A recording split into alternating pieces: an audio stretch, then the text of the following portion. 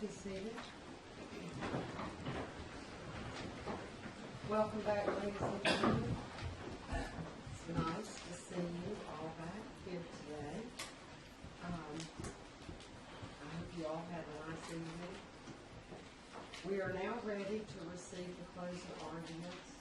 Counsel, and we will begin with Mr.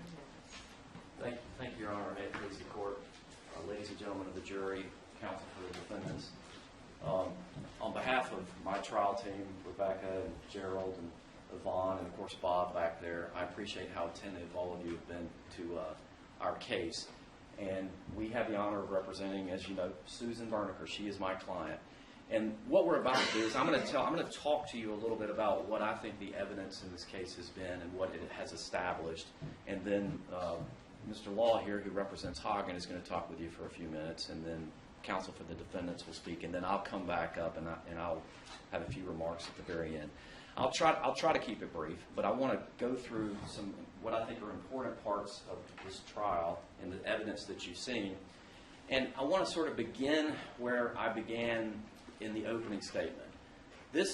John Berniker was a good man, and this death was entirely preventable. And that's really the core of our case. It's something that just shouldn't have happened if basic policies and procedures had been followed. And that's really the heart of it. So you go back to July of 2017, and John Berniker is doing well. He's happy. He's got a great company. He's busy. He's working every day of the week doing stunts for different productions all over the place. And his world is about to converge with The Walking Dead, which in some ways is actually going the other direction. John is on his way up, and The Walking Dead is now in season 8, which is, as you've heard, sort of a long time for a television production to be out there. And there's this sense, and I think you should have seen it in the evidence, there's a sense of complacency. And you've seen these witnesses, and they're sort of just kind of going through the motions. And I think ultimately that's the theme that I want to talk to you about, is that there are policies that just aren't followed, and that ultimately is what results in his death. So now you've seen this. I want to show it to you one more time because I want to talk about it. But what happens that day? What happens to John Berniker during that stunt?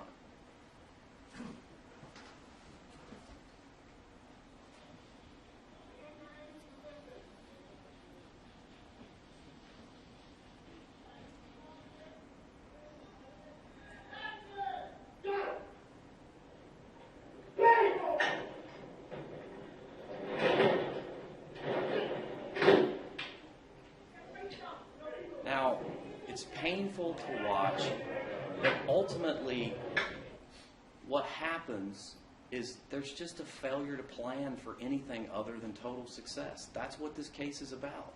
It's about the fact that The Walking Dead, the production, the company, the people involved just didn't plan for anything other than complete success, and that's what causes John's death. Now, what happened to John up there on the balcony? You've heard a lot of people talk about it. You've seen experts try to explain it. You've seen all this sort of stuff. But at the end of the day, the most sort of simple, reasonable explanation about why John grabbed that balcony to try to save himself is pretty straightforward. It's that this gentleman, Mr. Emilio, accidentally touched John. Now just remember, the burden of proof here is simply more likely than not. Is it more likely than not that Mr. Emilio accidentally, and I'm not suggesting he did it on purpose, he accidentally touched John and threw him off? There's been no other explanation, and you put that also in the context of everyone agrees that John is a talented stuntman. He's good at what he does. Something spooked him. Something spooked this man at that moment in time, and there is a very reasonable explanation for what that thing was, and that is that Mr. Emilio, with this rubber gun, accidentally touches him and causes him to somewhat panic and say, "Oh, that wasn't expected." But let me say this to you. That's also something that the production company should have planned for. And in some ways, this entire failure of following the policies and the procedures of The Walking Dead, in many ways, put Mr. Emilio over there in a bad spot as well. because it's reasonable to expect, if you're not giving the actor very much time to prepare for the stunt, everything's rushed, they're going up on the balcony and meeting for the first time, the actor has gone through 3 scenes with the person that Mr. Berniker is doubling for, where the actor is grabbing him by the belt, it's reasonable to expect that the actor might forget something. Now, if that's what happens, plan for it. And here's what should have happened. There should have been planning for some kind of mistake. And here's what happens in a stunt like this, a fairly straightforward stunt, if you plan for mistakes. Here's what happens. Nothing. Nothing happens. What happens is Mr. Emilio accidentally bumps John. There is a proper catcher system that contemplates the fact that John might get out of alignment. John goes over the balcony. He lands on the catcher system. He gets back in the cherry picker. He goes back up there, and he says to Mr. Emilio, and Mr. Emilio says, "Hey, man, I'm sorry I did that. I shouldn't have bumped you." And they shoot it again. They shoot it again. That's what should have happened. But that's not what happened, because there was no planning for anything other than total success. And I want to focus on the person who's supposed to be planning for failure, and that is the stunt coordinator. The defense of this case has been over and over again. It's almost like a parrot chirping, "It's John's fault, it's John's fault, it's John's fault." But what you need to think about here is there's a coordinator who's supposed to be planning for, and there's a system that's supposed to be planning for mistakes, because mistakes happen. It's okay to make a mistake. And so the coordinator here, as you've heard, the only planning for any kind of mistake is he says he puts himself out here on the front when everybody agrees the chances of John going long are very minimal. He puts himself out here, and he puts this tiny pad back in the back that's not going to do anybody any good. Now, you heard Mr. Palmisano come in and say, look, what you do here is you let the actor, the stunt performer, set his mark, move the pad where he believes he's going to hit, and then the coordinator steps in, and the coordinator just does his job and puts a safety net around the area where the stunt performer might miss. Think about it like this. A field goal kicker. The field goal kicker's getting up and he's getting ready to kick a field goal. The coach doesn't walk up to the field goal kicker and say, "Hey, whatever you do, don't miss it to the left or don't miss it to the right." That's not the way that it works. The field goal kicker has one job, and that is to envision success and to kick the ball. But the coach has got to be planning for what would happen if the field goal kicker doesn't do that. And that's really how this whole system kicks in.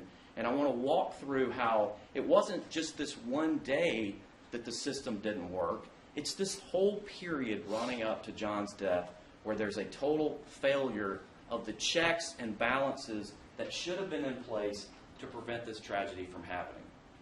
And on paper, the AMC companies have a very good safety system.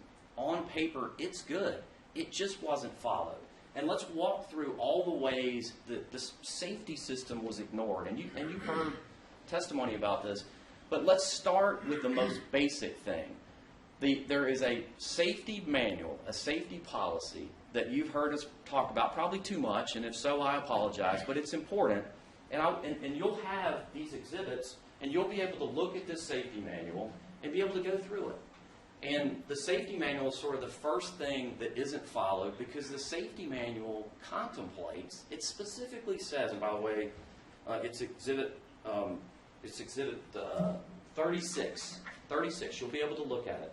And by the way, there's a lot of exhibits sitting over there. We're not asking that you go through all of those exhibits, but there are a few that we think are really important. A lot of those exhibits we put into evidence because we have to sort of perfect the record, and I know it may be overwhelming. But this one's important because it sets the stage for the system that's in place to prevent this tragedy from happening. And the most important part is this, the other part of this system is there's supposed to be a person who's looking over Monty's shoulders, who's looking over the stunt coordinator's shoulders and making sure that the policies are followed and double checking to see if they are. And then you've got, at the top of this pyramid, you've got AMC and there's a manual where AMC is supposed to be vetting and approving stunts. Didn't happen. And then you've got the UPM. He's got a role in safety. And you heard him testify, well, I just deferred to Monty. And there's been this sort of strange defense in order to try to explain why there is no production safety representative. You've heard the witnesses say over and over again, well, we treat this as a team approach. But then when you ask the members of the team, well, what did you do? They said, well, I deferred to Monty. So which is it? It's either a team approach where you're looking at what the coordinator's doing or not. And this manual contemplates a specific person who's supposed to be looking at stunts and helping the stunt coordinator. That right there is astonishing. The person who's supposed to be working with the coordinator, they just didn't hire him. They just didn't hire that person. So you've got this failure here of the checks and balances on Monty, of Mr. Luce to oversee him. You have these meetings that I talked about. There are meetings where they meet and they talk about the stunt. One of them is actually called a tech scout, where they go and they stand underneath the balcony and they say, what's going to happen here? You heard the evidence in this case. During this period of time, these pre-production meetings, nobody's ever questioning anything. Nobody's ever saying, what are we going to do on this stunt? What are our plans? How are we going to do it? How many spotters are we going to use? So there's this complacency and no one's really asking any questions. And then you've got the actual setup of the stunt, which I'm going to talk about in a little bit more detail in just a second. I think the evidence has been overwhelming that the setup of the stunt was inadequate. And then you have these safety policies that also you're going to be able to go look at. And I want you, the exhibits for these are 78 and 82. These are specific policies that talk about stunts. And they outline exactly what's supposed to happen. And these policies were actually attached to the call sheet that day, and they weren't followed. So the safety process, the system designed to protect guys like John who are coming onto the site, it just collapsed. It failed. And then the final person here, the final sort of backstop for this failure is the first AD. He's the head of the safety pyramid on a production. And you heard him say, he said, well, I just deferred to Monty. And that's what causes this tragedy. Just a system collapse and a failure to follow their own rules and their own regulations. And I want to talk a little bit about how this whole thing was set up. Basically, you've heard testimony that this safety system was actually provided to Stalwart, the production company, by TWD8, all right, the company that's registered here in Gwinnett. And the production company is Stalwart. And at the top, as you've heard, you have AMC. Now, you had this representative from AMC who comes in who, I don't know any other way to put it, he knew nothing. He basically kept saying, we don't have any employees, we don't do anything, and it made me wonder when I turn on the cable and I click to AMC, how is it I can watch something if nobody from AMC and none of these companies actually have any employees? But the truth is, AMC is all over the documents. They've admitted to you, and this is crucial, they've admitted to you that TWD8 was in charge of and responsible for this production. So this system failure, from a corporate standpoint, is actually overseen. The top of it is this company called TWD8 that's going to be on the verdict form. They admitted right here that they're responsible for this production. So ultimately, they're responsible for ensuring that the safety system was in place. Now, you've also seen, and some of you may be wondering why we talked about this, but I want to clear it up. There's also some stuff about tax credits. TWD8 certified to the state of Georgia that it, jointly along with Stalwart, was responsible for this production. That's important because I expect you're going to hear some argument that TWD8 and AMC had nothing to do with anything that was going on out there. And just keep in mind that in order to get tax credits, they certified to the state of Georgia that they were responsible for this production, and that's why we put that into evidence. Now, you've heard, I want to talk about the fact that this system failure, it didn't just start on 807. It started on 801. back up in time, and remember, there's this balcony that you've heard all this talk about. There's a balcony that they had never jumped off before. There had been no stunts from this balcony. There was no there was no sort of example of anybody using it, and it's almost as if someone said, hey, we got a balcony, we need to use it. And that's when they begin the process of setting up the 801 stunt. And you heard the testimony from these two gentlemen, two stunt performers who testified by video. You heard them. Both of them had very limited experience in doing this particular kind of stunt. Now, Mr. DeMond was a cliff diver. He was a diver that dove off cliffs. But they both said that they had very little experience with this particular kind of stunt, and neither one of them had really any experience at all at being a coordinator. And this 801 stunt is the seed, the genesis of what happens to John Berniker. Because this catcher system that gets set up, essentially, Monty just kind of defers to them, and they just decide to use this catcher system. There's not really any thought about it, and there's absolutely no input from the safety system that's in place, because as we've heard, that wasn't working. And let's just be honest about 801. They get away with it. They get away with a stunt that Mr. Luce admits the actor was struggling to get over the balcony. Now, he comes in later and says, well, I meant artistically struggling. The evidence is pretty clear that this thing was a high balcony. The stunt performer, Mr. Davis, gets up there. He's having trouble getting over this balcony. And the problem with all of that is they got away from it, but the safety system that's in place never kicks in. Nobody ever says, all right, look, we've learned a valuable lesson here from what happened on 801. Let's make sure we do certain things to make sure it doesn't happen again. And let's make sure if we bring in some other performer later, we tell him about what was going on 801. And let's make sure if we bring in John Berniker in the 807 stunt, let's make sure and tell him one thing. The actor had trouble clearing this balcony using this half apple box. Just convey to Mr. Berniker all of the things that you know as a production company happened on 801. So he has all of that knowledge. It never happens. There's never any analysis of 801. There's never any discussion about it, both before and after. The safety system just keeps kind of not working. And you saw, and you know, I realized that they brought in their reconstruction guy to say, well, it looked fine to me. It's interesting that they bring in a reconstructionist, but they do not have, they cannot put right there in that witness chair an expert witness who's a stunt coordinator. Because this case is about stunt coordinators, and you did not hear from an expert witness as a stunt coordinator other than Mr. Simmons saying, well, I think I did it fine. Someone to say the setup of this thing was appropriate. So the safety system fails on 801. It fails to learn from what happens. There is no production safety representative to say, let's make sure and not do this again.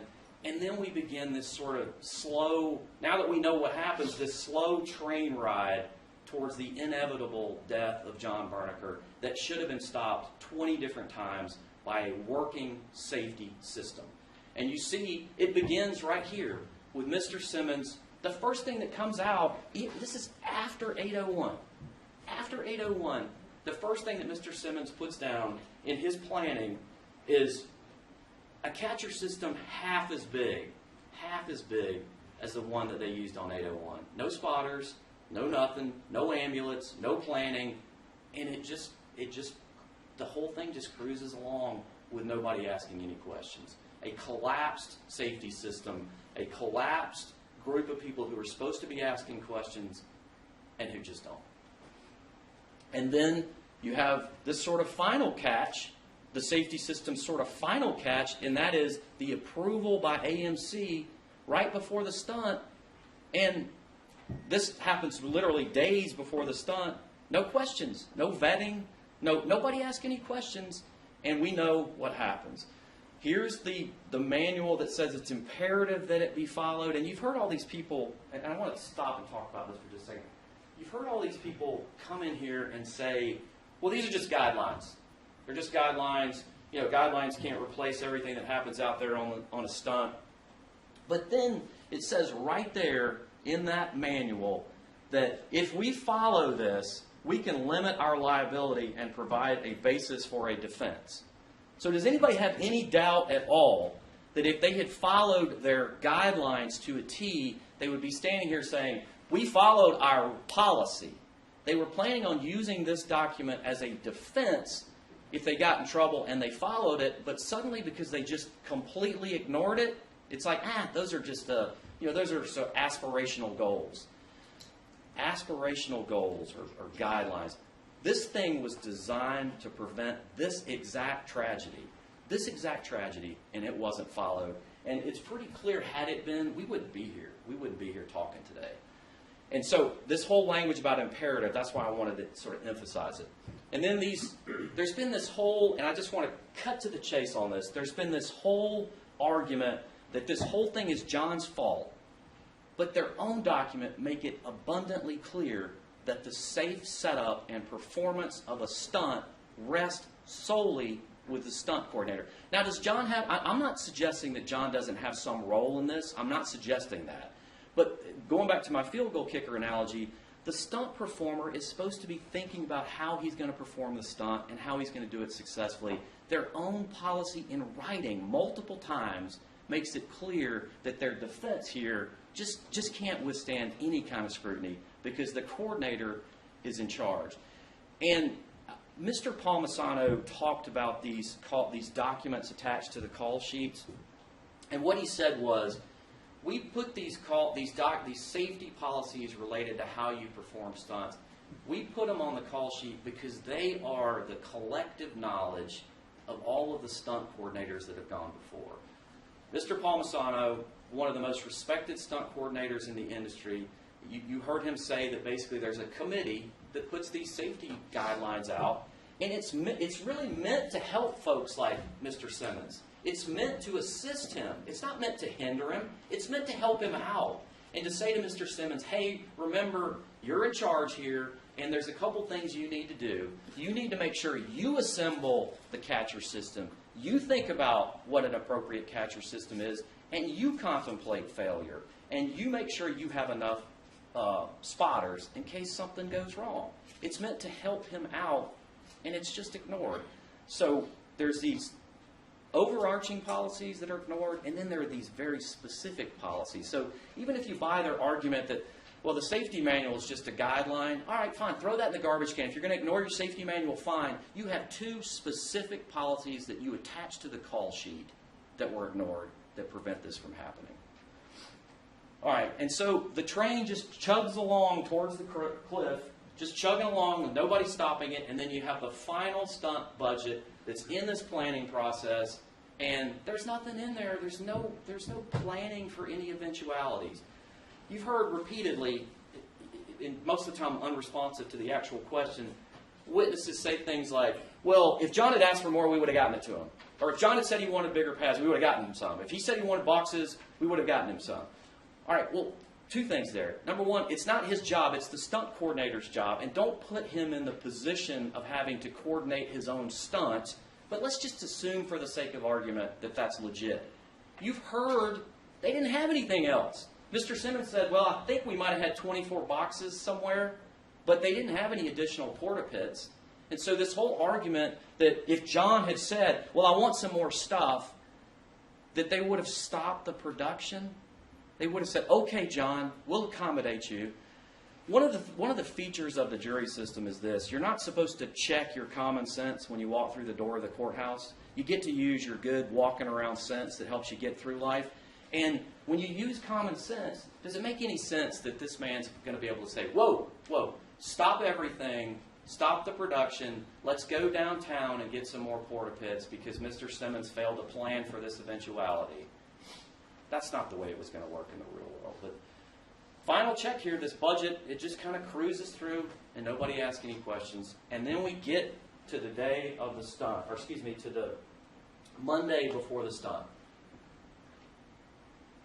All right, the Monday before the stunt, John Berniker's there. He's working on The Walking Dead. He's glad for the work. He's happy to be there. You heard Mr. Griffin Freeman say, The Walking Dead's kind of a rite of passage for actors in Atlanta. everybody's happy to be working there. It's perceived as a really good project. And so it's fair for Mr. Berniker to perceive The Walking Dead as having a safety system in place. And he shows up on July the 10th. He's doing, I think it's just a zombie or something. And you've heard this testimony from Mr. Simmons. Mr. Simmons sees him and says, aha, I have my stunt double that I need for something that was scheduled for the following week that's now been moved up. And then there's some conversations that are crucial that I want to talk to you about. Mr. Simmons says that he takes Mr. Berniker over underneath the balcony, and the catcher system is not set up, okay? It's not in place. It hasn't been built. And Mr. Simmons says some things to John that are crucial. He says, we did a very similar stunt on 801, and we're going to use the same catcher system. That's not true, okay? It's not true. It wasn't the same catcher system. It was actually twice as big. And then he says to him, these other two guys, now this is a small community, these other two guys were happy with it, insinuating to Mr. Berniker, hey, if you ask for anything else more than this, then, well, we're going to put you in the guy who goes on the list for wanting too much. He insinuates to him, we used the same thing before, it was fine, the other guys were happy with it. And then he says two other things. He says, hey, I pop off 20-foot jumps into just porta pits. Again, insinuating to the performer, you better not ask for anything else because, I think this, and then he says it. You heard the recording of Mr. Simmons. He says, anything else is overkill. Now, John Berniker is listening to the stunt coordinator for The Walking Dead, a big TV production, essentially say to him, you better be happy with what we're going to give you. And then you've got the testimony from Miss Thompson, Mallory Thompson, who says, look, she's a stunt professional. She talked to Monty afterwards, and I don't know if you remember this, but it's important. Monty says to her, I'm not going to get him anymore. What would I look like to my production people if I brought on a stuntman who asked for more stuff? All of that is a couple of days before John gets there. He has no knowledge of what's happened on 801. He has none of this background. And now he's in a position where the stunt coordinator has essentially said to him, this worked great before, and you better not be asking for anything else. And then we move on to the day of the stunt. The catcher system is set up by Mr. Simmons, and Mr. Berniker isn't there yet. We know that from the testimony.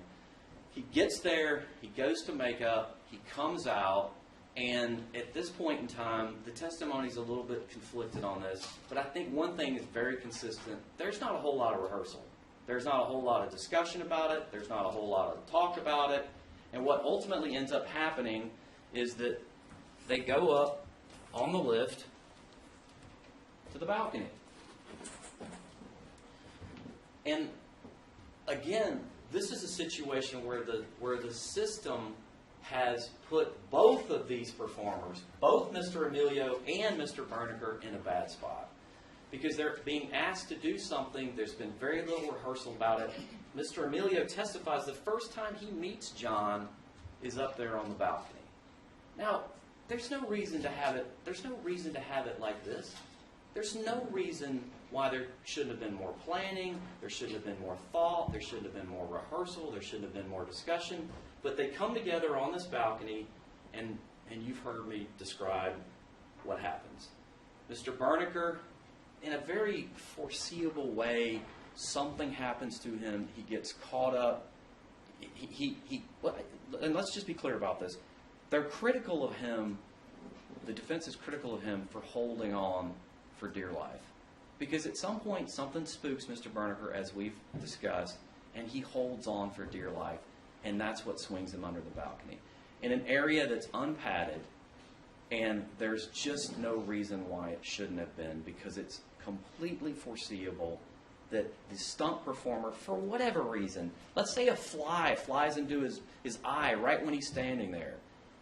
There are a zillion different ways that this stunt could be slightly thrown off, and there just wasn't any planning for it. And that is on this man's death is on the production company for not just following simple rules. Now, I know I've said this quote multiple times, and if I've worn it out, I apologize. I've probably worn out a lot of stuff and talked about it a lot. I'm doing that because it's really important to Susan that these points get made. But step back and think about, again, what we're doing here. This quote from Mr. Luce that's so key, that you're making a television show about zombies and people shouldn't get hurt. We're not talking about war here. We're not talking about, we're talking about a TV show. And I'm not saying it's not a good TV show. TV shows are great. But as a society, we expect that when companies do things, whether they're making cars or whether they're making TV shows, they follow basic safety policies. This is a TV show, and this man got injured on a TV show and ultimately died from his injuries because of the failure to use a couple $100 worth of cardboard boxes. And their defense is, it's all his fault for not asking for more. Now, I want to talk a little bit about how they defended the case, and then I'll sit down and Mr. Dial will have, I'm sure, some things to say. But one of the things that they've tried mightily to convince you of with the guy who came in yesterday is this whole that there wasn't any contact between Mr. Berniker and Mr. Amelia. And so you have this elaborate, very expensive animation designed to try to convince you that they didn't touch each other. I think it's pretty clear if you look at the video that he did touch him. But as I've said before, so what if he didn't? Something spooked him, and there was no planning for that. So this whole blaming John and trying to sort of look away on this Austin Amelia thing, the touching thing, I don't know what, all I know is that it looks clear on the video that he touched him, but you're going to have to decide that, and you're going to have to decide whether or not that's what caused John to get off his mark. All right, last couple things I want to talk about. There has been this argument that, well, essentially, it doesn't matter because you can't make a claim against us. And what's going to happen here is the judge is going to charge you with the law. She's going to tell you what the law is. And it's your job as jurors to apply the law that the judge tells you about and the evidence that you've seen. You have to put those two things together. And you're going to hear a little bit about this workers' comp defense that the judge is going to tell you about. And I think I've already alluded to it several times during our case. But it basically breaks down to this.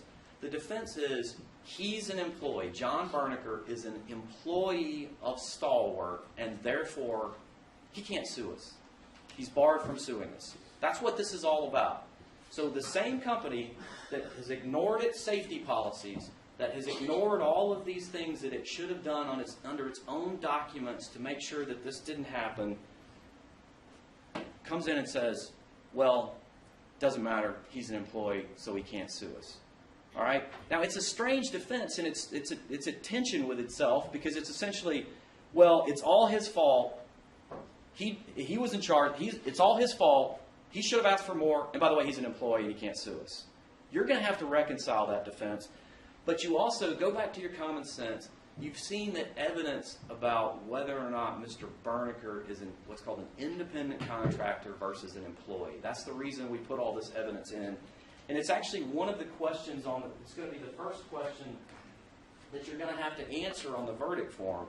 It's whether or not he was working as an independent contractor versus an employee. All right, that's the first thing. That's the first question you're going to have to answer. And the reason is because if he's an employee, this case is over. We lose. And that's the reason why this defense is so important to the defendant who ignored its own safety policy. Now, what's the evidence on this whole independent contractor? First thing I want you to keep in mind, and you're going to hear this, is the burden of proof on this affirmative defense is on them. They have to prove that he is an employee of Stalwart. Now, the burden of proof, as I've explained, which I think we've met far beyond any burden of proof that we would have on whether they were negligent or not, that's on us. But this whole argument that he's an independent contractor, that's on them, and they have to prove it. And let's look at the facts. let's just take the most simple fact. John Berniker on Monday would work for the Avengers, on Tuesday would work for The Walking Dead, on Wednesday would work for Marvel, and he had the complete ability to work for multiple different production companies. That fact right there screams independent contractor. You've got the fact that John has his own company. You've heard about Prodigy Stunts. It's his own company that the testimony was he was excited about his company. He was excited about his future. He was excited about what he was doing and how successful he was as a stunt performer. You've got the check. The check from, and I think we touched on this, but they have a payroll company that just does sort of the logistics of paying people. But at the end of the day, the money's coming from Stalwart. Stalwart pays Prodigy Stunts, his independent, his company that he set up. You've got the fact that he's on the visitor list. They've got an employee on the visitor list who they're paying his company, and he's got his own company. And you've got the fact that, and this is important, it's a very specific role. All right? John was doing something very specific, and that is doubling for somebody else. And that screams independent contractor too, because there's a very limited number of people in the universe who look just like Griffin Freeman and are stunt performers. Okay? Those people just don't come off the factory. There are very few people who can fit that description, and there's basically, I don't know, there may be a couple, but one of them is John Berniker, and he's stunt doubling for an actor, which means he's got a very specific role. Again, just screams independent contractor. And then you've got this 1099. There's a 1099, which is a document that you've seen in the checks themselves. There's no withholding for employee taxes. There's no withholding for the kinds of things that you know, in your real world experience, you can say, well, wait a minute, those are the kinds of things that when I'm an employee, get withheld from my paycheck. So all this, really, there's so little evidence that this man was an employee other than the fact that they keep pointing to contracts that say the word employment, but it's clear that the company, Stalwart, was employing John's company. That's why that word is in there. They're employing John's company, and John is an employee of his company. All right, and then we get to this document. The defendants are relying heavily on this defense that he's an employee. And they're relying on documents they produced in litigation in order to make that defense, to, as I said, to just stop this lawsuit, to mean that to establish we can't recover. And one of these documents that you saw yesterday appears to be a forgery. And you're going to have to go look at it. It's Exhibit 151, page 4, and Exhibit 546, page 7. The signatures don't look the same. You can see that. But you look at them. That's one thing that you're going to have to reconcile as a jury. The signatures don't look the same. And one of these documents is signed when John is in a coma. Now, the defendants want to rely on these documents, and there's one of the documents that clearly is suspicious. And couple that with this. There's no testimony from any witness that you've heard from that John Berniker signed these contracts. You're going to have to decide whether he did or not. But there's clearly one that they're relying on for their defense to stop this lawsuit and to stop these claims that appears to be a forgery. And you've got to ask yourself, why would they do that? And the answer is pretty straightforward. In order to stop the lawsuit, they need some documents. Somebody panics and says, well, I don't know, we don't have this document, and forges it. Now, finally, there are these things called borrowing agreements that essentially, their argument, and you're probably going to hear a lot about this in a minute, they're trying to say, well, John, even assuming he worked for Prodigy Stunts, we borrowed him as an employee. He was our borrowed servant. And this is going to come up in the jury charge. The problem with that is that everyone has this borrowing agreement with one glaring, gigantic exception, John Berniker. He doesn't have a borrowing agreement. So these other people who have loan-out corporations, they have borrowing agreements that specifically say that the loan out corporation is either lending or the stalwart company is borrowing the employee. They don't have those agreements, and that is crucially important because they've got the burden of proof, again, proving that this man was an employee of Stalwart, and they're missing a crucial document right here. And then, even more crucially, these specific documents that I showed you, there's a provision in there where the other people who have loan outs waived their rights. They knew about it, and they waived them. There's no such document for John Bernick. So, ultimately, we think that they haven't remotely come close to proving their affirmative defense of establishing that John was an employee of Stalwart. I've explained to you why it's so important for them to have that defense, because it sort of does an end run around the fact that they just weren't following their policies and procedures. And ultimately, this case is about damages. It's about the fact that this company was negligent, they caused a man's death, and you're going to be charged by the court about what the law is. And I'm going to touch on this, and then I'll talk a little bit more about it at the end. There are two parts of damages under Georgia law, and the judge is going to instruct you on what the law is. And there are really two things, and the law makes sense. It makes sense. There are economic damages, and there are non-economic damages. The economic damages you heard the expert testify about. And it's essentially what would John have made economically over the course of his life, and it's about $10 million. But that's what's more important. What gives you joy? What gives you happiness? It's not when you're at work. It's when you clock out and you go home, or you spend time with your family or your friends, and you do the things that you love and you enjoy. And the law recognizes that. So the economic damages are just a small part of the total loss of someone. What matters is the non-economic damages. The fact that he was close to his mother, he was rebuilding his relationship and was getting close with his father again. There was so much ahead. There was a future. There was potential of getting married and having children. He had his whole life ahead of him. That's what damages allow for under Georgia law.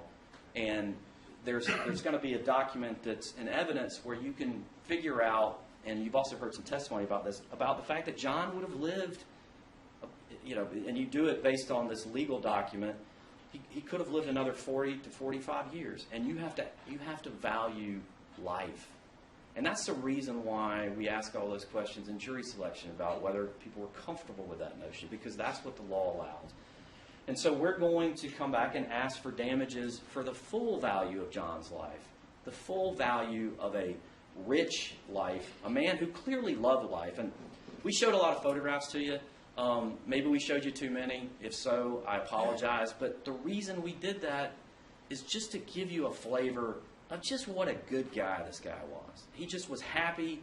He was vibrant. He was loved by everybody. And that's the reason why we put all those photographs in.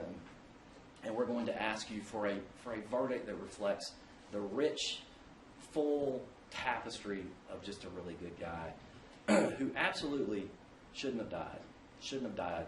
Because they should have followed real simple policies on a show about zombies to make sure that we just aren't here. So I'm going to sit down. I probably worn out my welcome again, but Mr. Dial's going to go next, and as I said, Mr. Law will, and then I'll have a few, hopefully, short remarks for you at the end. I can't tell you how much I appreciate your patience and your attentiveness.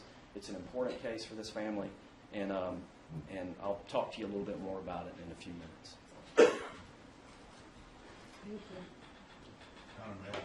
Yes.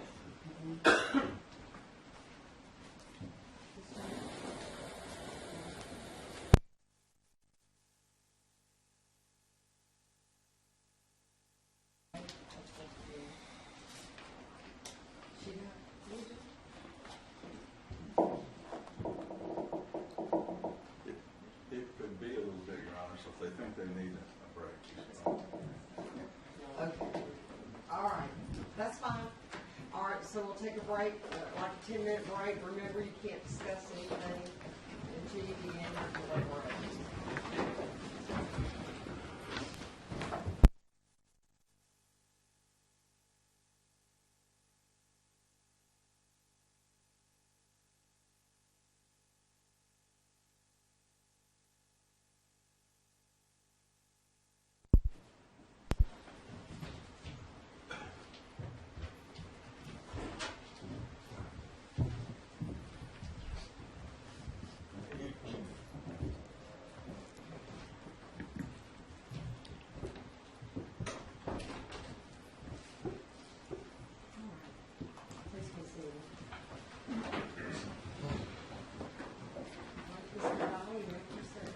Please support. Members of the jury, good afternoon, barely. Today is an important day, and it's a difficult day. Difficult for the task you're about to undertake, very difficult for my clients because they've been put in a position of having to defend themselves against what we believe the evidence has shown is a case that does not involve my clients acting unreasonably under the law. The fact that there was a horrific, tragic accident does not mean my clients acted unreasonably or were negligent. And we're going to walk through that. You heard plaintiff's counsel say that this was all about blaming John. My clients never wanted to be put in a position of having to talk about what happened and didn't happen. They were sued and accused of causing the death of one of their colleagues, one of their co-employees, and they have every right to defend themselves, even if that means talking about what Mr. Bernicker did or didn't do and explaining what happened and whether or not what happened could have been foreseen, could have been planned for, could have been something that they knew might happen. What in their life experiences? What did you hear in the life experiences of the people involved that would lead you to believe that anyone expected an experienced stunt performer to miss his target by 9 feet? We'll talk about what each individual defendant, what each witness has said about that issue. I, like Mr. Harris, thank you for your attention. I asked you at the beginning of the case if you would stay with me to the end, if you would listen, if you give our witnesses, some of whom might have to come back on the stand a second time, like Mr. Luce, to testify and hear the complete story. And I noticed and was impressed by how attentive each of you were the entire trial. And my clients appreciate that.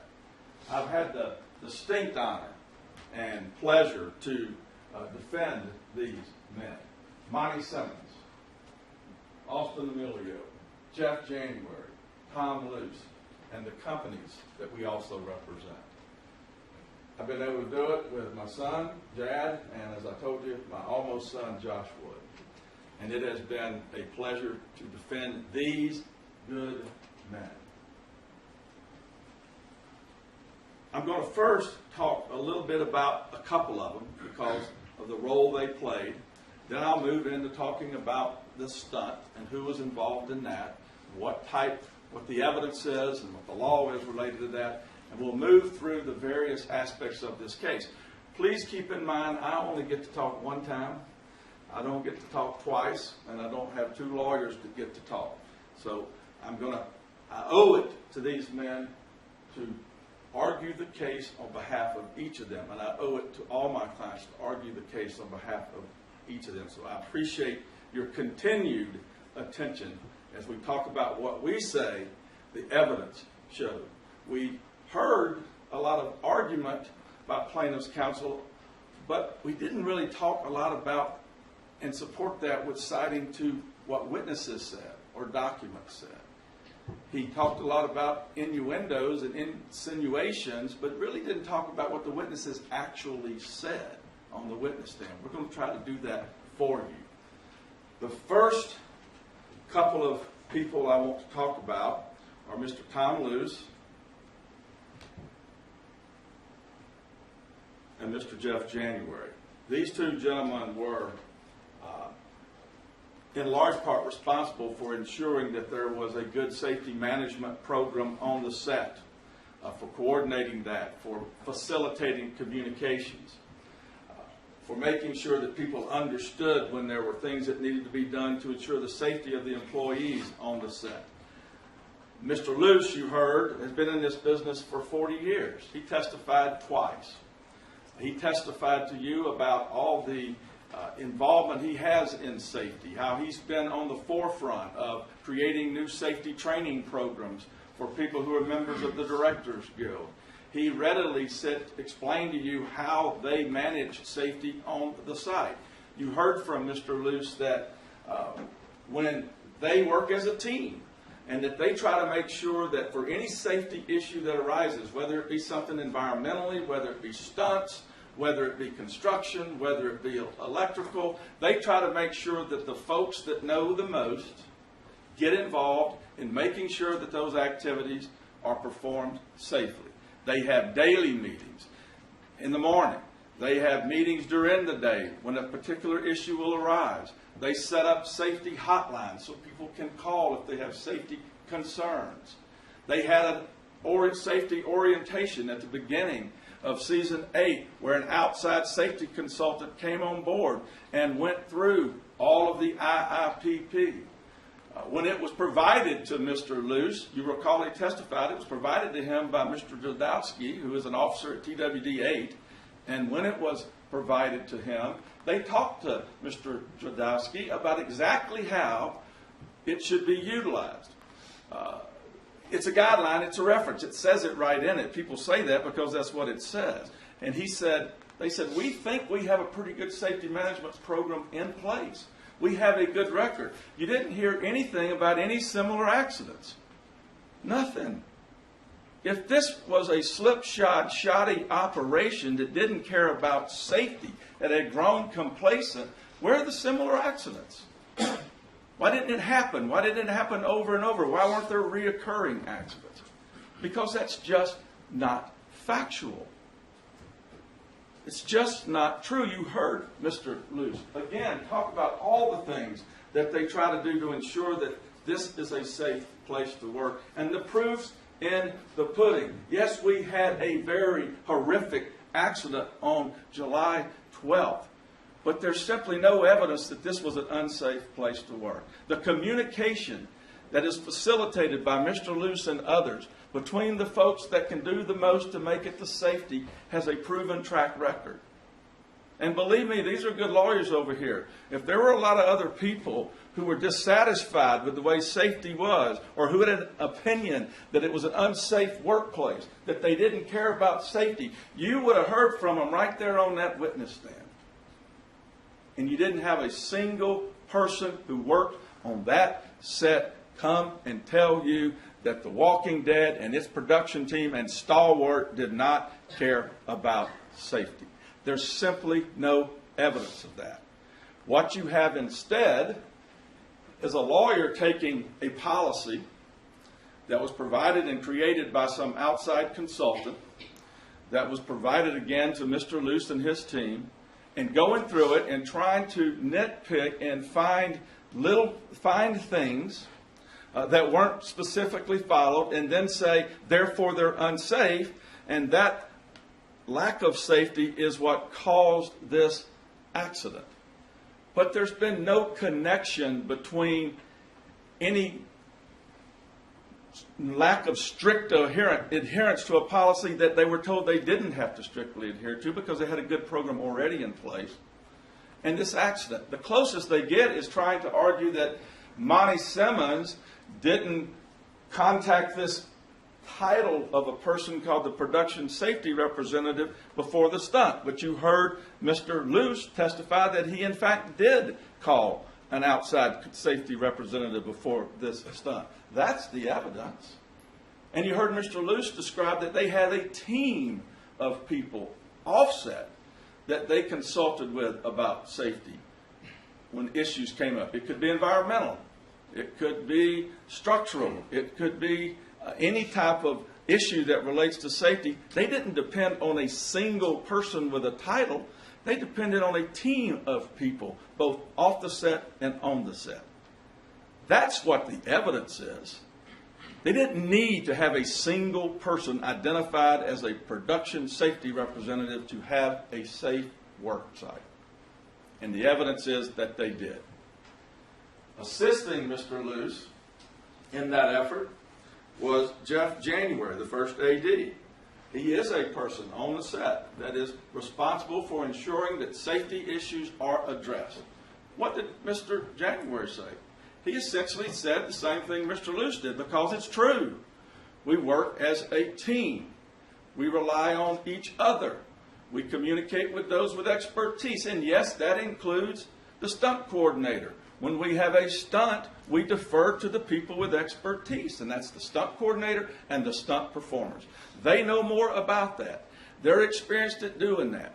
They're the ones who do stunts. I rely upon them, just like I rely upon electricians, I think he said. Just like he said he relies upon the special effects people when safety issues are concerned. That's the smart thing to do. That's the right thing to do. Go to the people who know how to do things correctly. Don't depend on one person to know it all. That's not a better way. That's not a better way.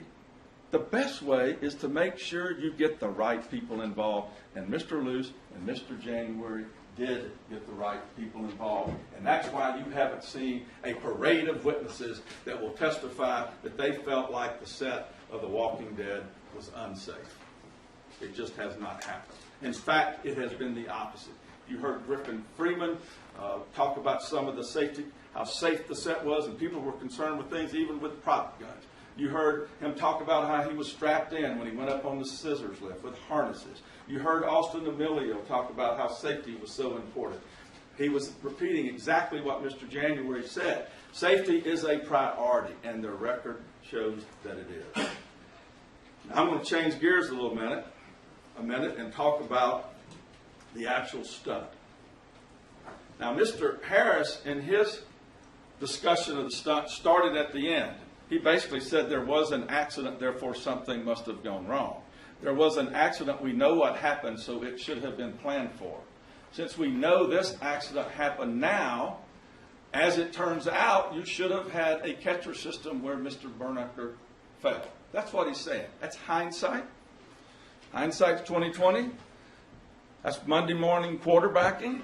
That's looking at what happened and then saying it should have been planned for. That's not what the law requires. Your Honor will instruct you on what the law requires. And she will instruct you that when making that decision, I want to make sure she's going to instruct you when you're looking at the facts, including the facts about what was foreseen, what should people have known, what should they have inspected. You got to do it, consider the facts objectively and not based on sympathy.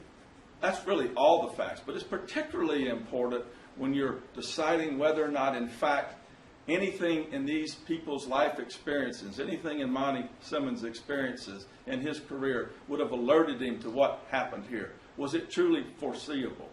Was it reasonably foreseeable? Not whether it was possible.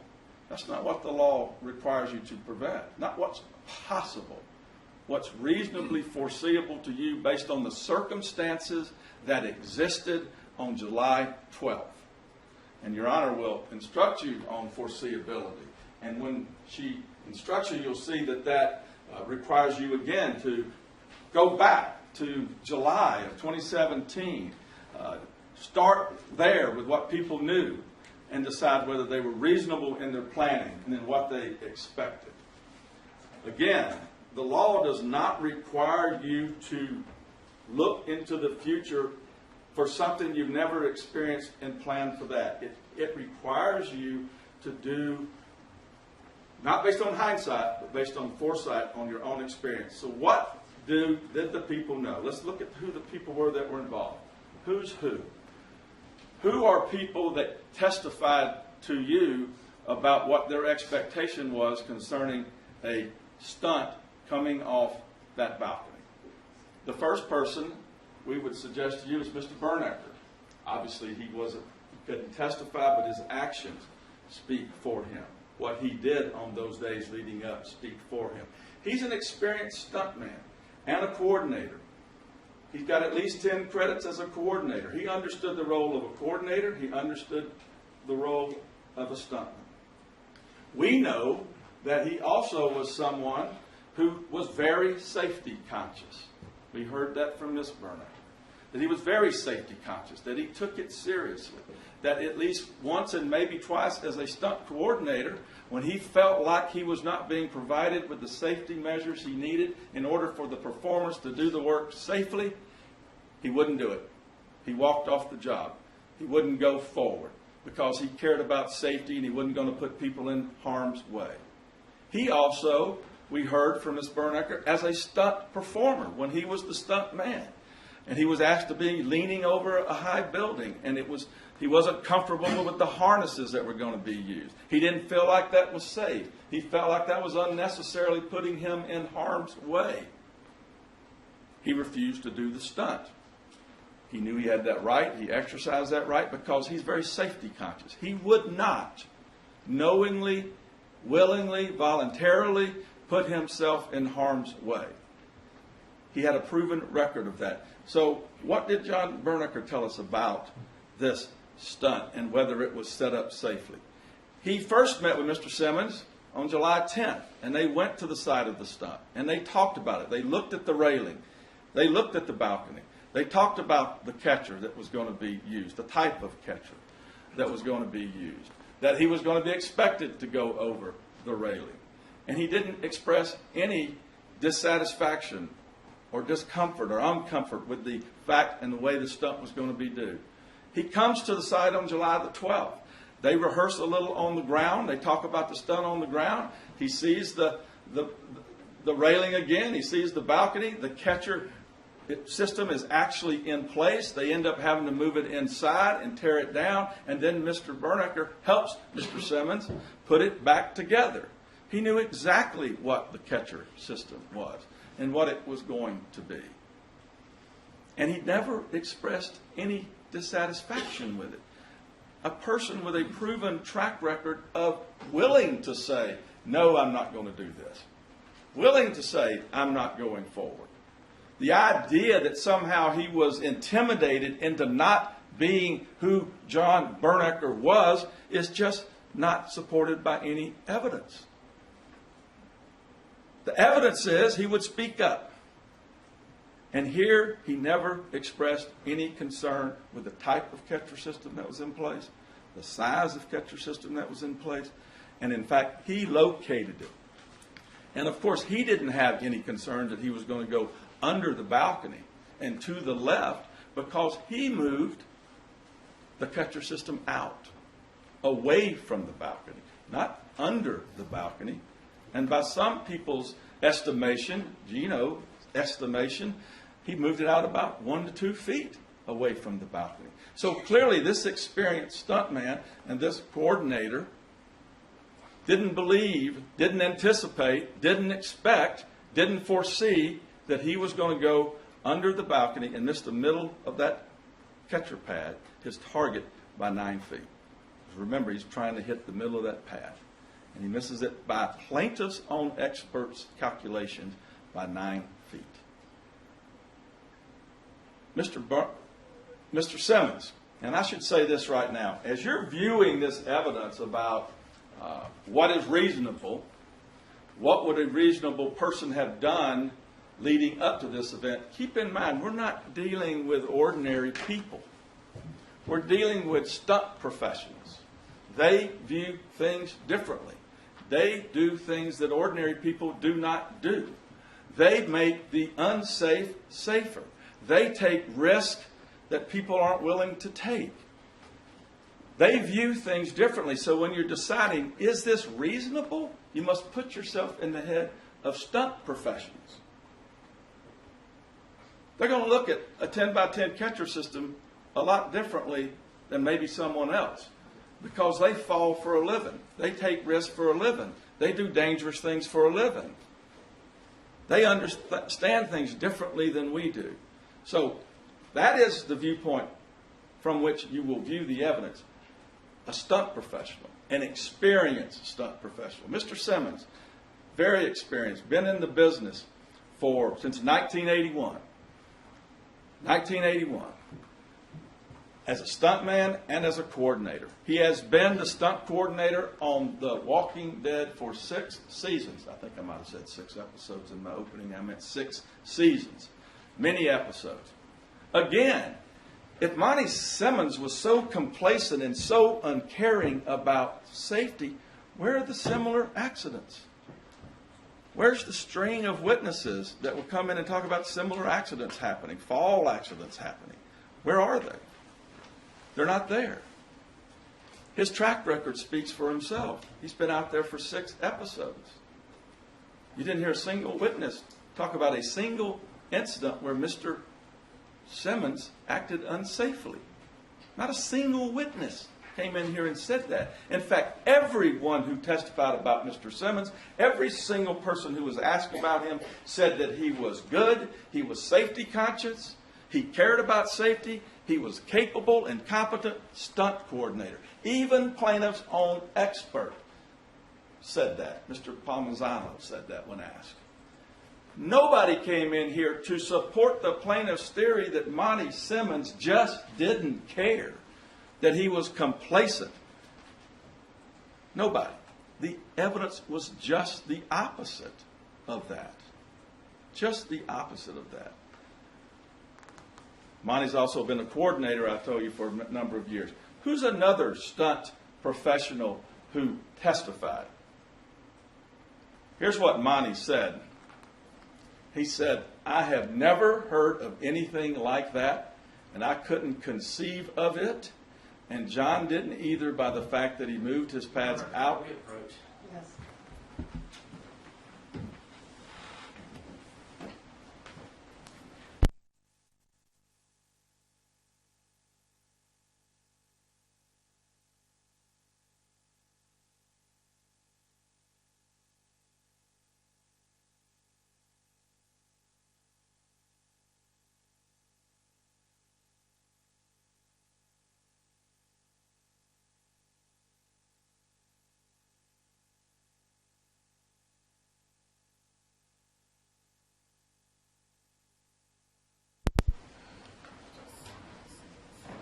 When we go back to the who's who slide. Start on the who's slide. Got that? Okay. Another person you heard from via video was Keith Davis. You recall that Mr. Davis was the stunt performer in season 801. And Mr. Davis was asked a number of questions about the 801 stunt, and he relayed, based on his experience, he said a 10 by 10 catcher is typical. That's what's typically used. That's what he had. He had a 10 by 10 catcher in front of him where he was doing his stuff. He said that's typical, an experienced stunt person. He also, when asked about whether or not he would go up underneath the balcony, he said, it never occurred to me that I would ever end up under the balcony. Not even once. So this gentleman, this experienced stuntman and coordinator who went over the same railing as Mr. Bernacker, did it 4 times, hit his target every time. What did he foresee? What did he tell us? I never thought, expected, foresaw that I would go under this balcony. Not even once. Mr. DeMond also testified. You'll recall that he was the stunt performer who was going under the railing and hitting his spot. He had a 10 by 10 catcher in front of him. And he said, I hit that spot every time. It's different stunt. He's going under the railing. In some respects, maybe even more difficult. And he hits his spot. And when he was asked, did you ever expect you would go up underneath the balcony? Did you ever think you would end up where Mr. Bernacker ended up? I never imagined it, is what he said. So when we're looking at what experienced stunt professionals could foresee and thus could plan for, everyone that has testified for you has said, I never would have expected to have ended up under the balcony. And that's what was foreseeable. That's what they knew at the time. That's what they planned for. Nobody came in here and gave you a single example of someone who went over a rail and underneath the balcony and 9 feet from their target spot. It was not reasonably foreseeable that that was going to happen. And therefore, the law does not require that you plan for it.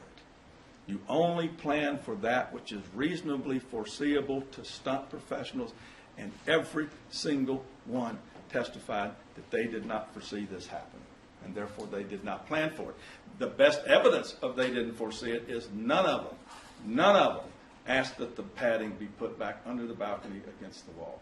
Not a single one, including Mr. Bernacker. I will flip through these next 4 slides real quickly, Your Honor. All right, let me go back to that one. We've heard a lot of discussion about the difference in the catcher systems in 801 and 807, and plaintiff's counsel keeps saying that John's catcher system was half the size. Well, there were half as many people doing the stunt. If you look at it, both Mr. DeMond and Mr. Davis had the exact same catcher system that Mr. Bernacker had, a 10 by 10 catcher system. Of course, it was twice the size. You had twice as many stunt performers. But they were hitting their own individual 10 by 10 pads that had been slid together. And in both situations, this way is 10 feet on either. You can see that in this one they're a little further under than Mr. Bernacker's was. But that's why. That never has made sense to me as to why anybody would be puzzled as to why the 801 pads were bigger. You got twice as many people doing it. But if you break it down per stunt performer, it's exactly the same size. Exactly the same catcher system. Built exactly the same way. And what did Monty Simmons and anyone else learn from 801? They learned that you could go over this railing, and whether it was artistically difficult or creatively difficult, when Mr. Luce was first on the stand, he used the term artistically difficult. He explained it again when he came on the stand, said it was creatively difficult. Mr. Simmons, when he was talking about the problem that Mr. Davis had, said it was creatively difficult, meaning he was getting over it. He was getting over it safely. He was hitting his spot. He was just having trouble selling the scene with that camera honed in right on it. Did anything that happened in 801 alert anyone that this was a potential safety problem? Well, certainly no one has testified to that.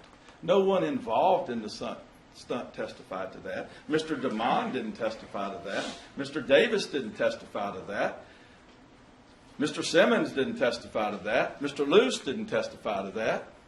No one testified that what happened on 801 that was involved in the stunt, that was out there that day, that was observing it, that even looked at the video, if you're Mr. Luce. No evidence that Mr. Simmons ever saw the video before the 807. But even if he had, there was nothing that would have alerted anyone that an experienced and talented stunt professional like John Bernacker couldn't have gone over that railing and hit his target. That's what you learned from 801. That's what was foreseeable, that it could be done safely and properly. There was nothing about it that would have caused anyone to come and say, man, there's some safety problems here. Mr. Davis didn't report that to Mr. Luce. Mr. Simmons didn't report that to Mr. Luce. You know why? Because it wasn't a safety problem. It wasn't. It wouldn't have alerted anyone that what happened on July the 12th was going to happen. In fact, it would be the opposite. It would show you that you had properly planned the stuff, and therefore it could be safely performed again. You saw, and is in evidence, as Defendant's Exhibit 51, that 2 months earlier, before this stunt, Mr. Bernacker had done a stunt on another movie where he went flying over a rail. I'm not going to play the video again. Where he went flying over this railing and this balcony with a bag in his hand, and he's flailing, and he's acting like he's being thrown, and he hit the catcher system. He didn't get snagged up or on the balcony. And if you look at this, you can see that on this setup, none of the catcher system goes underneath the balcony. None of it. These stunt coordinators and Mr. Bernacker on this stunt didn't believe that the catcher system should be back under the balcony. Under the balcony.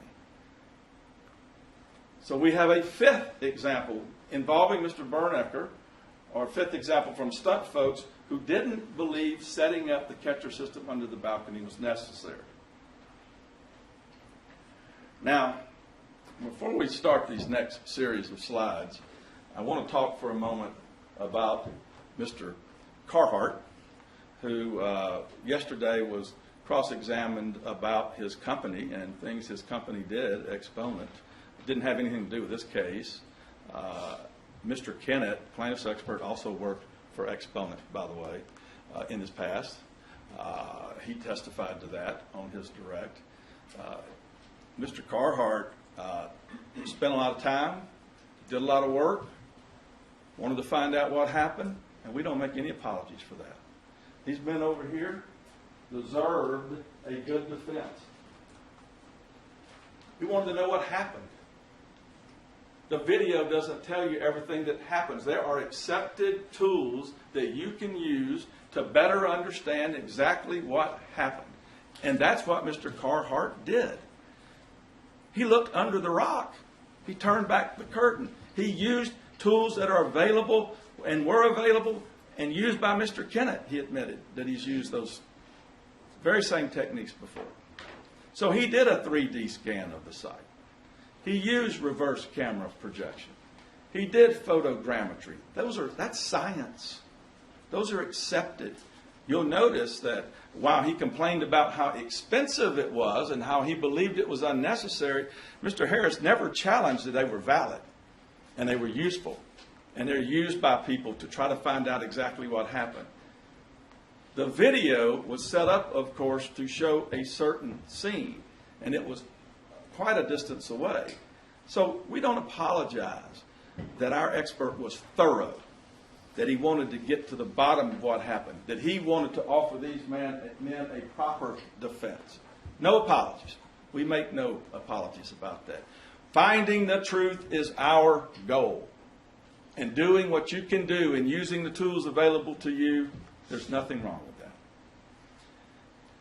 One of the complaints that the plaintiffs have is that the catcher system was somehow only laid out for success. Well, but we're going to show you here in a minute, and I will tell you, this is not comfortable. Having to talk about what happened here and why Mr. Bernecker ended up where he did is only taking place because these gentlemen deserve a defense. But we have to know. Mr. Carhart was able to show you that in frame 460, Mr. Bernecker was in this position. He had his center of gravity above and outside the railing, and if he releases here, he hits the catcher system. His center of gravity hits the catcher system at 460. At 464, even though Mr. Bernecker has his right hand down, which was not planned, and even though he's still continuing to hang on, if he lets go, he hits his center of gravity, hits the center of the catcher system. As we go forward, 5 frames later, even here, when he's going over and his hand's down, he's still grabbing the rail, he hits the center of the catcher system. We can continue to 473. Even at this point, if he releases the railing, he hits the catcher system. Sorry, I went forward. Same thing for 475. He hits the catcher system. Even here at 477, he's beginning to get to the inside of it, but his center of gravity hits the catcher system. The catcher system was able to successfully catch Mr. Bernecker many times during his stunt. But as you heard, he continued to hold on to the gravity, and eventually his center of gravity started heading back toward the balcony. Totally unplanned, totally unexpected by everyone that was involved. No one knew that was going to happen. It certainly wasn't required to happen. They say today that he must have been spooked, and that's why he did it, and they want you to speculate that he was spooked by Austin Emilio touching him, and we'll talk about that in a minute. But the unexpected acts of Mr. Bernecker, what was not planned, what was not expected by Mr. Simmons or others that laid out this stunt. He reached and he grabbed for the rail with his left hand. That was not planned. He was not supposed to reach. He was supposed to fall over. He held the prop rifle, which he was supposed to get rid of, and he planted it on the balcony. That was totally unexpected and not planned. He continued to hold the rail with his left hand for 3.25 seconds. That certainly was not planned and not required by the stunt. His right hand in his prop rifle got back on the balcony for a second time. That was never planned, not necessary to do the stunt, totally unexpected. And eventually his right foot ended up on the ledge underneath the balcony. No one could have foreseen that happening. And that is what eventually turned him from being head up to head down and sent him to where he landed. None of those were expected. You wouldn't have learned about any of that from 801. Mr. Simmons testified he'd never seen anything like this, and all the other stunt professionals agreed with him. This is kind of a summary, and if you see from this exhibit, the blue lines are the center of gravity, and the unexpected acts that I just talked about led to this situation here. Now, again, we don't know why this happened. We don't. And you can't speculate as to why it happened. The plaintiffs must prove to you beyond a preponderance of the evidence that you've heard that this was caused by something one of these defendants did. And they're choosing Austin Emilio to blame. That's what they say spooked him. There's simply no credible evidence of that. But this is where he ended up, and that's why he ultimately missed the catcher system that had been successfully used in the past. And here I show you the last situation. That even when he could have eventually hit the catcher system, he continued on to that point. In plaintiff's opening statement, in talking about Mr. Emilio, they said, Austin, accidentally caught his gun or his hand on John's belt as John was lifting up, and that threw off.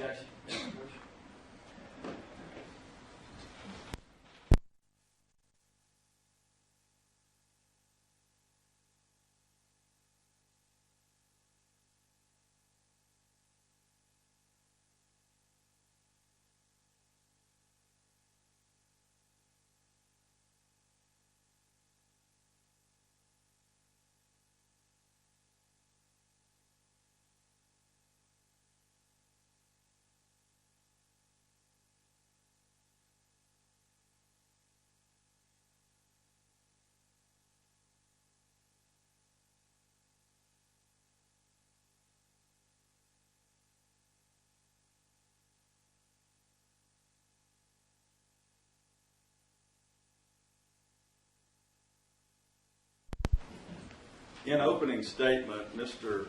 Harris told you that Austin accidentally grabbed Mr. Bernecker's belt and threw off his trajectory. He then, later in his opening statement, said to you that he touched him and he changed his mass energy. He messed with his energy, or the quotes are what he said during his opening. We now know that's not correct. There's been no proof of that. We know that, for instance, let's talk a little bit about what the evidence actually is. First, let's talk a little bit about Austin. He's an athletic, experienced actor. He's done several action scenes. He's comfortable with interacting with stunt performers and other actions, and he adamantly denies that he had any contact with Mr. Bernecker. That's what he testified under oath. 4 other eyewitnesses to the stunt all saw that they said they didn't see any evidence that Austin touched him. Mr. Goodwin testified to that. Gino Cragnelli testified to that. Caleb Womble testified to that. And Griffin Freeman testified to that. They were there. They were eyewitnesses. And all of them said, we saw no evidence of Austin touching Mr. Bernecker, confirming Mr. Emilio's testimony. The biomechanics both agree on this point. First, Mr. Kennett, the plaintiff's biomechanic expert, says any contact was for only 1/6 of a second. 1/6 of a second. And he testified on my cross-examination that he, from a biomechanics standpoint, someone who studies force and body movements, can't say that John felt it even if there was a touching. And he says, along with Dr. Carhart, that it did not exert any force on Mr. Bernecker. It did not change his trajectory. It did not mess with his energy. That's just not correct. Both biomechanics say anything that happened up there didn't affect Mr. Bernecker's movement, and we can't even say that he felt it if there was a touching. But the plaintiffs want you, in the face of that evidence, to speculate that he felt it. To speculate that he felt it. They don't have any evidence he did. Their biomechanic couldn't support it. And then they want you to say that's what spooked him and caused him to continue hanging on to the railing. That's not proof. That's not evidence. That's speculation. It's contradicted by the evidence. The evidence says, I didn't touch him. Four other people. I didn't see any evidence that he touched him. Biomechanic, both. Even if he did touch him, it's for a sixth of a second, and we can't even say whether he felt it, but we can say this, it didn't alter his movements. They want you to make a big leap based on that to say that's what spooked him. And there's simply no evidence of that.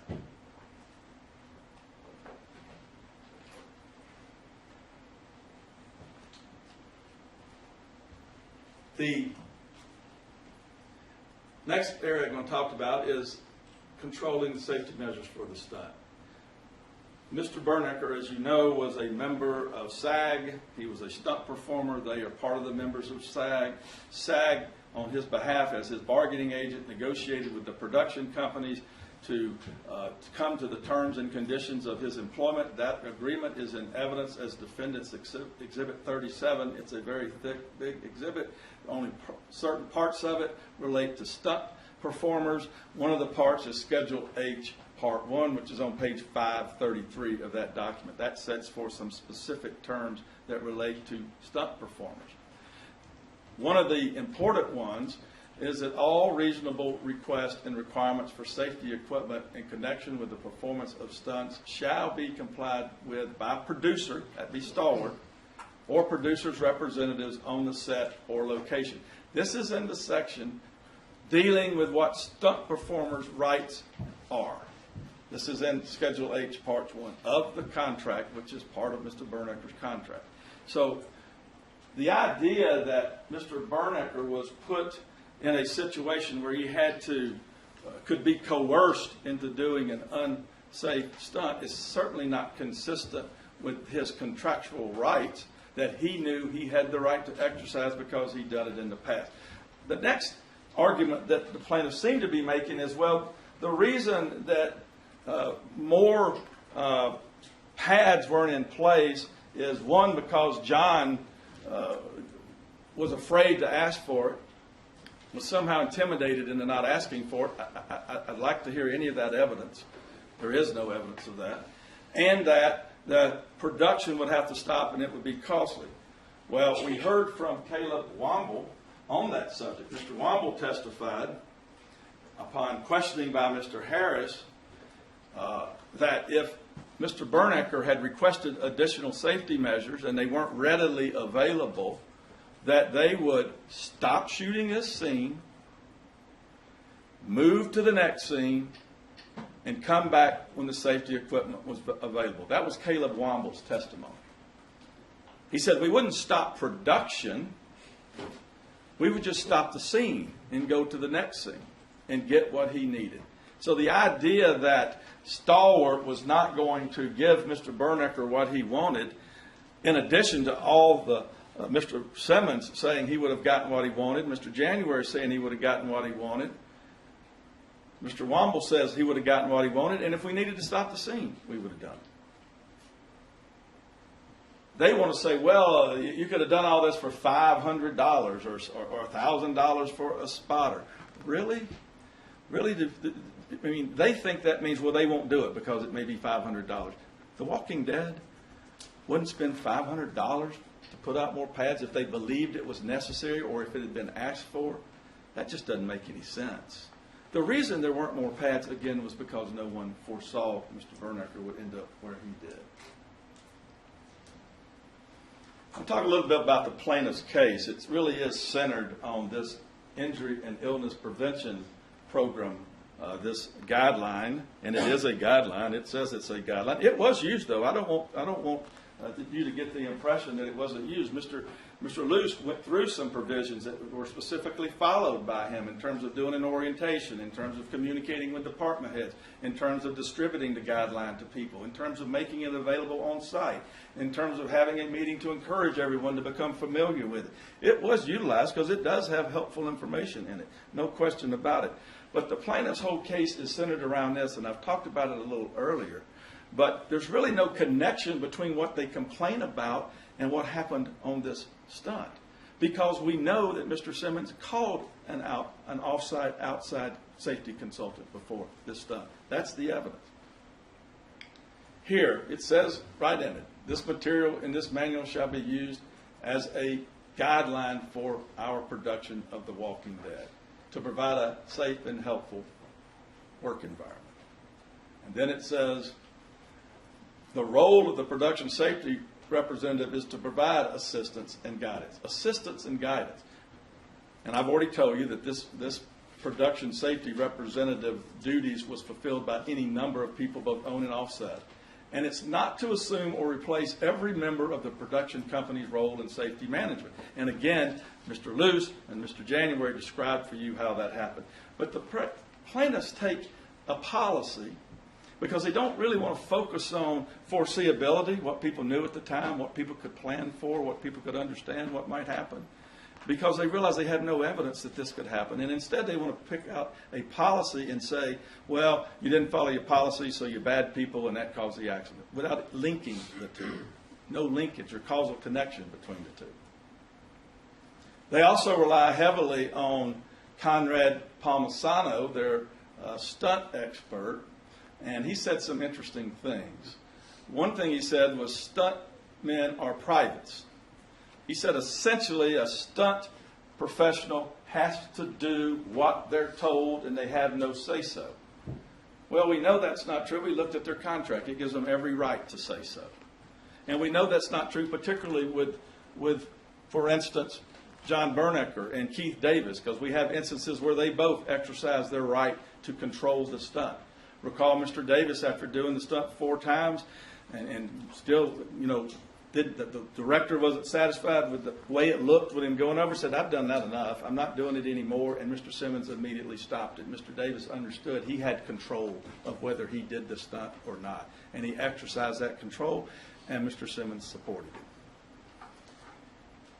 John, we know, I've said before, knew that he was not a private. Even as a stunt person, he refused to do a stunt that he thought was unsuccessful. Maybe in the day when Mr. Palmisano, who seemed like a nice fellow, was a stuntman, maybe they didn't have the rights that have been negotiated on their behalf now and that are in their contract that give them control over the safety measures. Mr. Palmisano came in and testified based on but he didn't really know what happened. He didn't know that Bernecker had gone with Monty to the stunt site and discussed it with him and approved what was going to happen and talked about the catcher system. He didn't even know that it happened on July 10th. So his opinion is flawed in part because he didn't understand exactly what was happening in the communication between the parties. He didn't know the script. If you remember, he said at one point, I think maybe the script required him to continue hanging on the railing to look as if he's hanging. Well, that's not what the script required. That's not what the script required. He didn't know what the script required Mr. Bernecker to do. So if you don't know about the communications that took place before, and you don't know the script showing what Mr. Bernecker was going to do, how can you testify about what would have been foreseeable to people and whether or not people were acting reasonably or not? Interestingly, he said that he didn't see any connection between the IIPP and the stunt. He didn't really even know much about what the IIPP is. A centerpiece of the plaintiff's case, their own stunt expert said, I'm really not familiar with that kind of document. I don't know that it has anything to do with the way this stunt. Next, he said that asked if there were did he see any evidence that any kind of budget constraints contributed to what happened? He said, no, I didn't see any evidence of any budgetary constraints dealing with that had any impact on this stunt. So their key expert really didn't know too much about what happened. He assumed that Mr. Bernecker was acting as a private. He didn't understand the script, and he didn't support two of the plaintiff's theories that not following the IIPP caused this, and that there were some sort of unknown budgetary constraints. I've got to talk a little bit about these two entities because they've been sued and you haven't heard a lot about them from me. And frankly, I think their role needs to be clarified. Let's first talk about TWD Productions 8. TWD Productions 8 is a AMC family member. It's an AMC company. It was created to do the production of season 8. In order to do that, it entered into a contract with Stalwart. Stalwart was its independent contractor. The actual involvement that's in evidence in this court is that TWD 8 provided the IIPP to Stalwart. That's really all we've heard about them doing. They relied upon Stalwart, their contractor. It's much like if a homeowner enters into a contract with a home builder to build them a house. Here we're building a show, not a house. And you give that home builder plans and specifications. You tell them what you want. You set up a budget. You tell them to try to stay within the budget, and if you get over the budget, come to us so we can approve any overages. You have the right to make sure that it's being built properly. You have the right to inspect it if you want to make sure you're going to get the house at the end of the day you contracted for. But you don't become responsible for the contractor. You don't assume the role of the contractor. The contractor controls how they're going to do the work. And the fact that you become involved and exercise your rights to make sure you're going to get the house that was delivered to you doesn't mean that you become the contractor. That's just simply not the law in the state of Georgia. So, but really all we heard about from TWD Productions was that it provided a safety guideline. What's unreasonable about that? I would think that would be a good thing. And told its contractor, do the work safely. Entered into a contract, which I think is Defendant's Exhibit 36. You can look at it. That tells the contractor, abide by all the laws, abide by all the ordinances, do the work safely. Do it correctly. Build me a show. You're the expert at building shows, not me. I'm depending on you. Build me a show. What acts of negligence have you heard from any witness that TWD 8 did? They want to mesh TWD 8 and Stalwart together, but they're not. They're two separate entities. They have a contractual relationship where one's to do certain things and one's to do another. But did you hear any evidence about TWD 8 doing anything that caused this accident? None. None. They gave a safety manual. I don't think that's an act of negligence. None. And so when you're deciding whether TWD 8 is negligent, you have to judge TWD 8 based on its actions. On its actions. Not Stalwart. Stalwart was the producer. It was the home builder. TWD was the home owner. They play that position. If you accept plaintiff's theory that by entering into the contract and asking for the show to be produced, a person becomes responsible and liable for the acts of the contractor, then anytime you hire a skilled, professional, expert contractor to do something you're not capable of doing, simply by hiring them, you're going to become responsible for them. Well, that just doesn't make any sense. But that's what the plaintiffs would have you believe. Judge them independently. Look for evidence that says TWD 8 did anything unreasonably. Anything unreasonable. There's not any. There's not any. And when Mr. Harris returns, I bet he's going to talk about how he believes TWD 8 is responsible for stall work. That's what we're going to hear, I predict. AMC Networks. AMC Networks, yes, they're the parent company. They own companies that do things, but they're a holding company. They hold companies. They own companies. They're very far removed from this situation. They don't have a contract with stall work. They didn't have any activity on the site. They didn't send anyone down there. They are a holding company. Now, the reason why, and you see I got corporate bias up here, a lot of times these folks are sued is because then I have to get up here and talk to you about who they are. They're a large corporation. They're a successful corporation. Bad corporation. Corporation is bad. Treat them differently than people. If they're a corporation and they're successful, they must be at fault. But corporations under the law are entitled to be treated just like individuals, to be given the same rights, to be treated fairly, to have what they do or don't do judged exactly like anyone else. That's their equal under the law. But you sue a company, AMC Networks, Inc., that, yes, Mr. Norton got up here and said, well, we're a holding company. We operate through our subsidiaries. We don't even have any employees. You know, we're the publicly traded company, but we rely on our children in our family to actually do the work, to do the things. They're more skilled than us. They have the ability to do that. They have the employees. They can hire contractors to do it if they so choose, like TWD 8 did. Again, listen closely, review the evidence very closely for what is it that AMC Networks, Inc. supposedly did wrong. And why would anybody sue them based on that? It's obviously because they want you to avoid looking at the facts and play upon some bias that some people have, I don't believe the good jurors here would, against a corporation. Because you all have sworn and taken a duty that you're going to make your decision based upon the facts and the law. I believe that. I don't believe you're going to disregard that oath and say, well, I don't like big companies, so I'm going to find them liable. I just don't believe that's going to happen, and I would never ask you to do such a thing. Make your decision based on the facts and the law.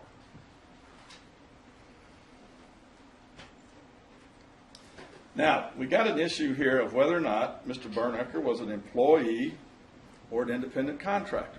Now, the plaintiff says, well, these bad folks over here, Mr. Dial over here, and these bad folks, they want John to be an employee because he'll be left with his rights and remedies under the workers' compensation doctrine.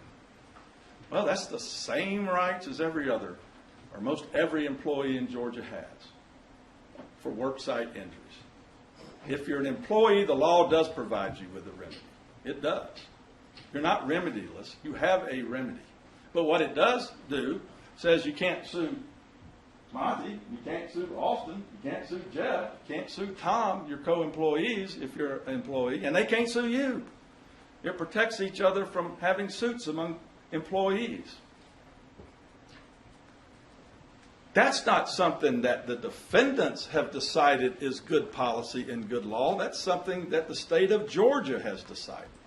That's not something that the defendants have decided, well, that's the law. That's the law. If you're an employee and you're eligible, you have benefits under the workers' comp, but you have certain restrictions as well. So that is clear that is an effect of being an employee. So what is the plaintiff's proof that Mr. Bernecker is not an employee? They say, don't look at his contract. Look at other employee contracts. Look at Mr. Luce's contract. Look at Mr. January's contract. Look at Mr. Emilio's contract. And it's different. They have different terms. And because they have different terms, that means John is not an employee. Well, not every employment contract is going to have the exact terms. That's just common sense. You just don't have one type of employment contract that fits every situation. That's their evidence. It's not like theirs, therefore John's not. Well, let's talk about what John's is. Let's talk about his contract and what it says. Because when you're making a decision, the judge will instruct you that one of the things about whether John's an employee or an independent contractor, the judge is going to tell you that you need to find that there was a contract in place that was intended to make John an independent contractor. That's one of the elements. You have to meet 3 elements, but that's the first one. There has to be a contract in place that was intended to make John Bernecker an independent contractor. His contract is primarily made up of Defendant's Exhibit 1 and Defendant's Exhibit 37. 37 is the basic cable agreement. Again, it is thick, but there are certain sections that deal with stunt coordinators. You can begin by looking at, we're talking about the basic cable agreement, page 37. If you go to page 60 of that document, it specifically says in Schedule H1, we deal with stunt performers employed by the day. And then you go to that section and you can see what the terms of the contract are. Employed by the day. The Defendant's Exhibit 1 is the daily contract. Again, it is a contract that was negotiated on Mr. Bernecker's behalf. It's a form agreement. You'll see it in Schedule H1 of the basic cable agreement. That very form is in there, the form that was utilized. The terms and condition were also attached by Stalwart to the contract. This is part of his contract. This is the second page of his contract. And what does it say? Employment. This agreement covers the employment of the above-named stunt performer by producer, that's Stalwart. The employment. It doesn't talk about being an independent contractor. It talks about being an employee. Mr. Luce testified that when he executed this document, which had John Bernecker's signature on it, when he executed this document on behalf of Stalwart, it was his intention to make John an employee, exactly what it says. So when you're trying to decide whether Mr. Bernecker was an employee, don't look at other contracts, look at his contract.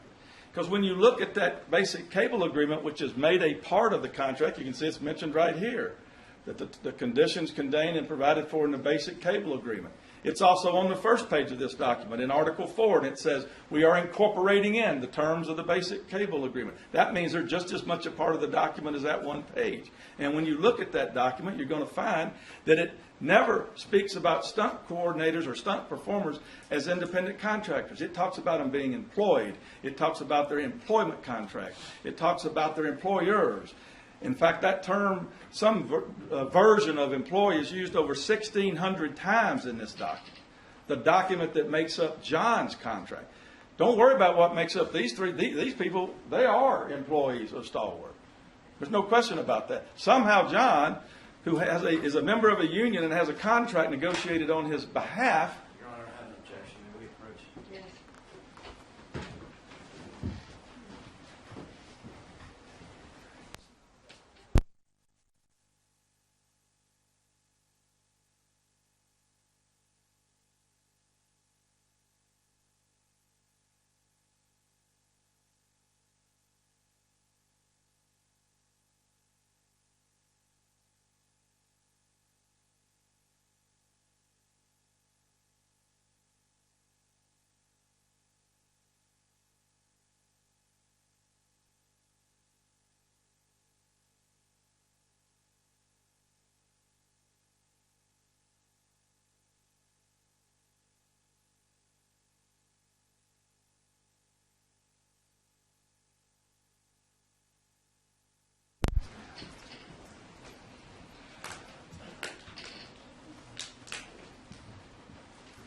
So you'll have back in the jury room with you these contract documents.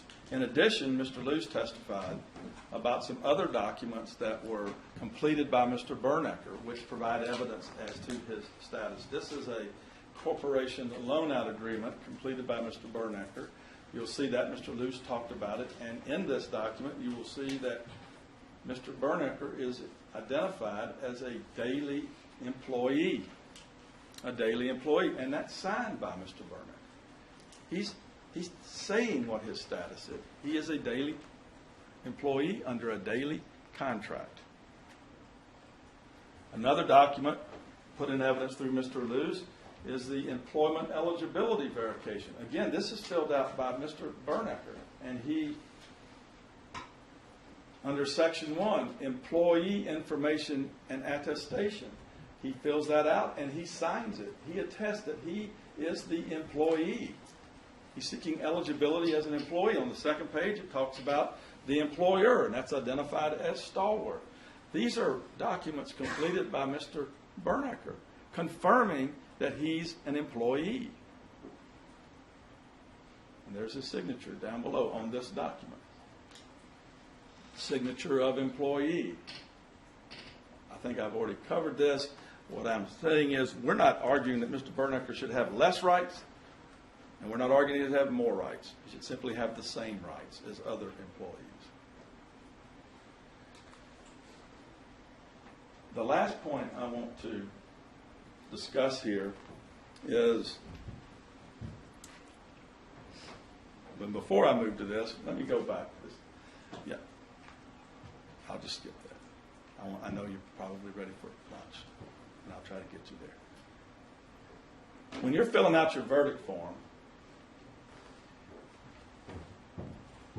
one of the things that you may have to do is to evaluate the percentage of fault of each defendant and Mr. Bernecker.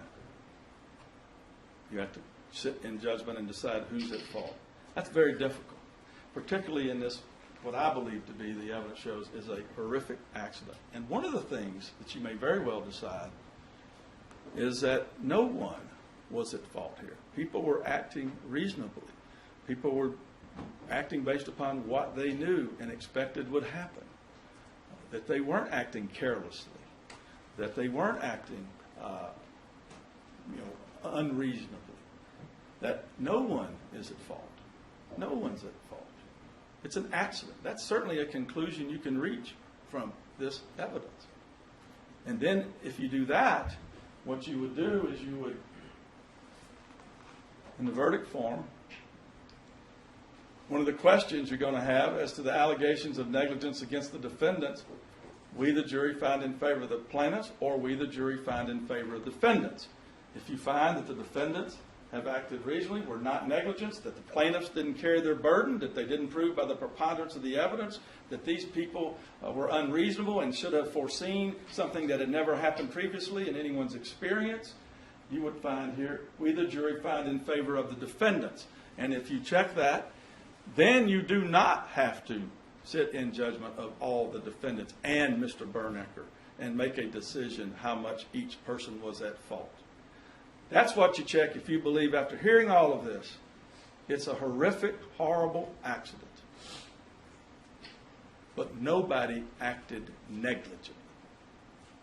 Maybe there were, no one acted carelessly or recklessly. I should mention here, part of the plaintiff's case is that they believe that AMC, Stalwart, and TWD should be subjected to punitive damages.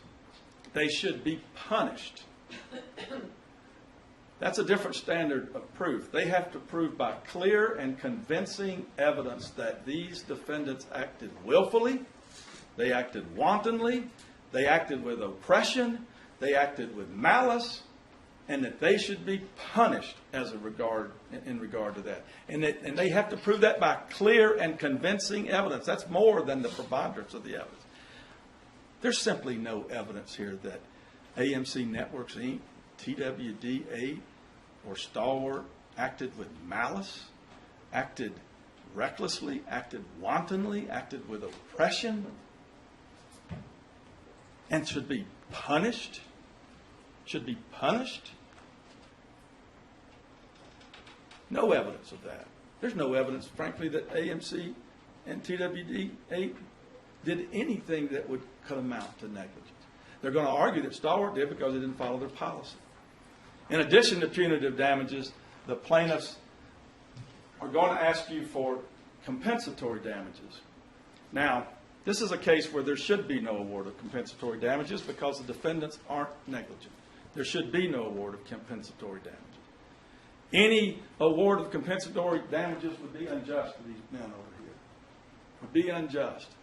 But the plaintiff's going to ask for it, so I got to at least mention it. And I suspect that the plaintiff's going to probably ask for some really big number. They're probably going to come in here and say that you ought to award his damages an amount equal to every single penny that John Bernecker would have made for the rest of his life. They may say you should award $4 or $5 million. I don't know what they're going to say. But nothing should be awarded.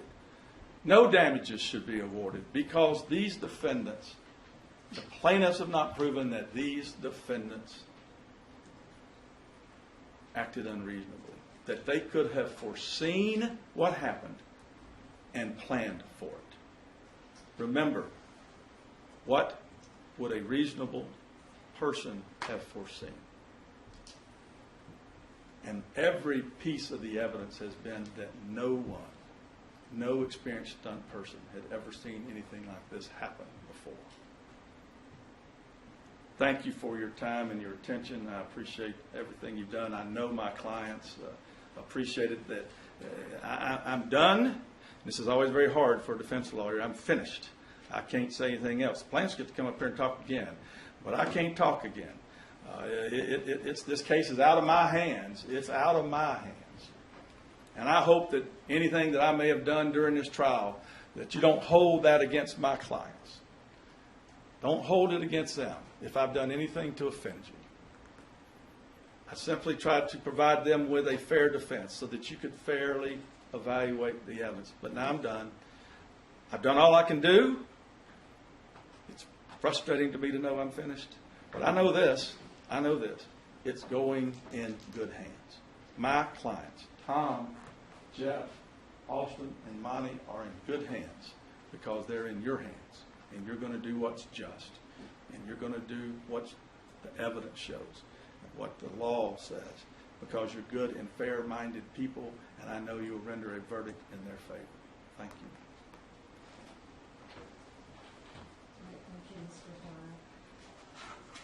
Okay, ladies and gentlemen, we haven't finished with our closings yet, but it's lunchtime.